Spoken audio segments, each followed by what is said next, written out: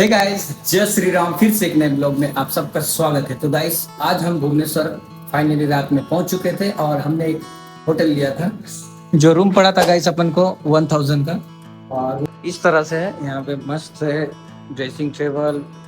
तो गाइस, आज का दिन होने वाला है बेहद ही खास, क्योंकि हम पहुंच चुके हैं भुवनेश्वर, जिसे टेम्पल सिटी ऑफ इंडिया के नाम से भी जाना जाता है। तो आज हम आपको घुमाने वाले हैं इस शहर के कुछ सबसे फेमस और ऐतिहासिक मंदिर, जहां की अद्भुत वास्तुकला और शांत वातावरण आपका दिल जीत लेंगे। इसके बाद हम चलेंगे नंदनकानन जूलॉजिकल पार्क, जो पूरे भारत के सबसे मशहूर जूलॉजिकल पार्क में से एक। तो वीडियो पसंद आए तो लाइक, चैनल को सब्सक्राइब और बेल आइकन जरूर दबाएं। बिना किसी देरी के स्टार्ट करते हैं आज का सफर।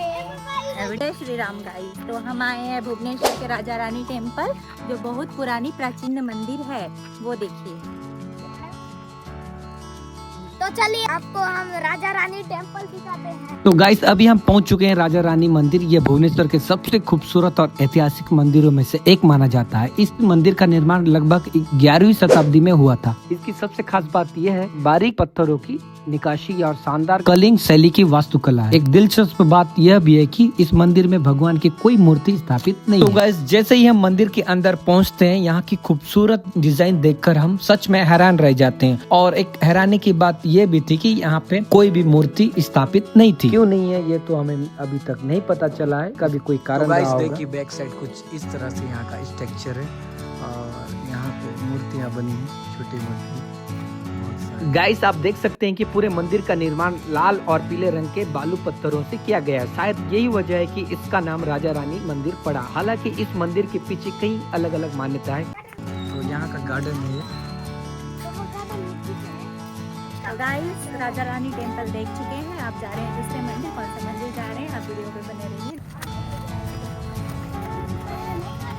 मिलते हैं नेक्स्ट मंदिर पर। सो गाइस, मैं आपको दिखा रहा हूँ ये एक बेहद ही चमत्कारी और पवित्र जगह। ये है प्राचीन बिंदु सागर झील, और इस झील की मान्यता यह है कि इस झील के अंदर पूरी दुनिया की पवित्र नदियों की जल की बूंदें समाई हुई। और गाइस, इसके ठीक बीचों बीच स्थित है सृष्टि के रचिता लॉर्ड ब्रह्मा जी का मंदिर। आप सब जानते ही हैं कि पूरी दुनिया में ब्रह्मा जी के मंदिर बहुत ही कम। इतने सारे मंदिर देखने के बाद गाइस, हमारे बच्चे को लग जाती है प्यास, तो उन्हें मैं बढ़िया से लस्सी पिलाने लगता हूँ। और उसके बाद हम आ जाते हैं लिंगराज टेम्पल, जो यहाँ का मेन टेम्पल है। सो गाइस, ये रहा टेम्पल का प्रशासन ब्लॉक, और यहाँ पर प्रॉपर चेक इन और सिक्योरिटी लगी हुई है, क्योंकि किसी भी गैर हिंदू का अंदर जाना अलाउड नहीं है। सिक्योरिटी क्लियर करने के बाद हमने सबसे पहले श्री लिंगराज विष्णु, तो गाइस श्री लिंगराज टेम्पल के दर्शन करने के बाद गाइस हम आ गए सीधे यहाँ के फेमस राम मंदिर, और यहाँ की वाइब भी एकदम अलग और शांत थी।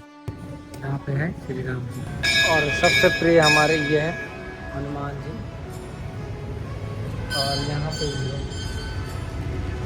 हनुमान, साथ में गणेश जी की भी यहाँ पे प्रतिमा है गाइस। ये हमारे नंदी महाराज। तो गाइस, यहाँ पे प्रभु श्री राम जी के मंदिर के साथ शंकर भगवान, माता पार्वती, जगन्नाथ भगवान, सुभद्रा भगवान, बलभद्र भगवान और साथ में बालाजी भगवान, इन सब की मूर्ति प्रतिमा स्थापित थी। और इन सब भगवानों के दर्शन करने के बाद गाइस हम आ जाते हैं इस्कॉन टेम्पल। तो गाइस, जैसे ही हमने मंदिर के अंदर इंटर किया, सबसे पहले हमें दिखी एक प्रसाद की दुकान, और वो भी बिल्कुल मंदिर के अंदर ही। और गाइस, उसके बाद जैसे ही हम मंदिर के अंदर पहुँचे, देखा तो भगवान का पर्दा अभी तक हटा नहीं था, यानी हम बिल्कुल परफेक्ट टाइम पर पहुंच गए थे। लेकिन यहाँ बहुत भक्ति भी चल रही है। और फिर गाइस, फाइनली वो इंतजार खत्म हुआ, पर्दा हटने का टाइम आ गया। और पर्दा हटने से पहले शंख की गूंज से पूरा मंदिर गूंज उठा। बिल्कुल अलग ही एनर्जी थी वहाँ। भगवान श्री कृष्ण जी का इतना शानदार तरीके से स्वागत किया गया, देखकर दिल खुश हो गया। ये दर्शन सच में दिल को सुकून देने वाले थे। और गाइस, मंदिर में एक और बहुत प्यारी चीज हुई। वहाँ कृष्णा जी के साथ साथ हमने श्री जगन्नाथ जी की भी बेहद खूबसूरत प्रतिमा देखने को मिली। एक ही जगह पर इतने प्यारे दर्शन मिल गए, तो पूरी फैमिली का यहाँ आना बिल्कुल सफल हो गया। जय जगन्नाथ जी के मंदिर पे हमने दर्शन कर लिया है। अब यहाँ से निकलने वाले हम नंदनकानन के लिए। तो चलिए मिलते हैं आपको नंदनकानन।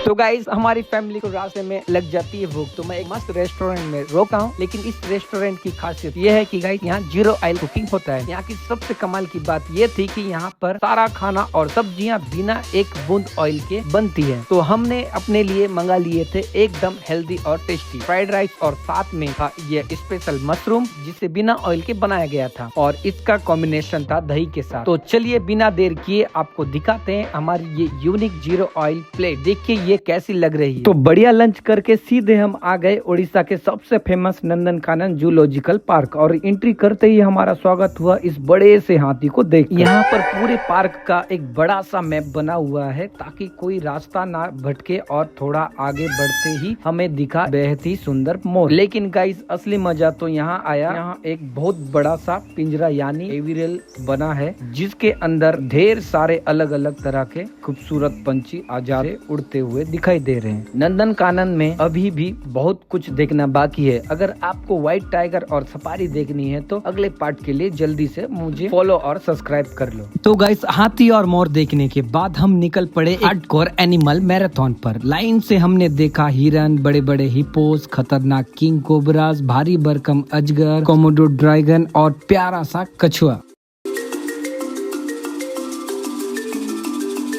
और गाइस फिर आई मगरमच्छ देखने की बारी। भाई ये तो ऐसे बैठा था जैसे मानो बिल्कुल बेजान हो, ना ही हिल रहा था और ना ही डुल रहा था, एकदम स्टेचू की तरह था। और गाइस उसके बाद हमें ये स्टेचू बना हुआ उल्लू भी दिखाई देता है। लेकिन असली एक्साइटेडमेंट तब बढ़ी जब हमने देखा जंगल के राजा शेर, और खुशकिस्मती से हमें नर और मादा दोनों ही दिखाई देते हैं। और गाइस फाइनली जिसका सबको इंतजार था वहाँ टहलता हुआ मजेस्टिक व्हाइट टाइगर भी हमें देखने को मिला।